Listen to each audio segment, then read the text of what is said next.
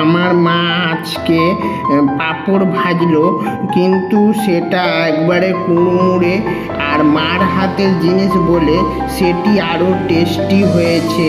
মানে কিছুর জবাব নাই।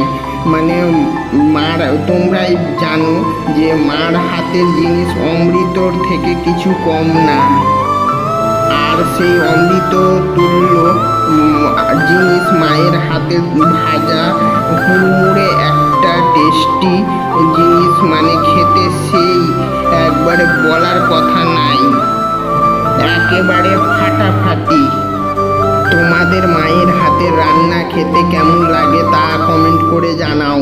আমার তো মনে হয় তোমাদেরও মায়ের হাতের রান্না অমৃত তুল্য লাগে।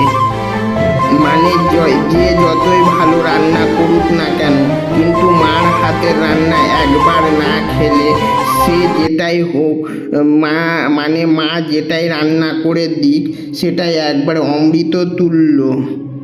তোমরা নতুন নতুন এরকম আরও নতুন নতুন ভিডিও পেতে চাইলে এই ইউটিউব চ্যানেলটি subscribe, like, comment, share, subscribe সব কিছু করে দাও এরকম রান্নার আরও নতুন নতুন ভিডিও পেতে।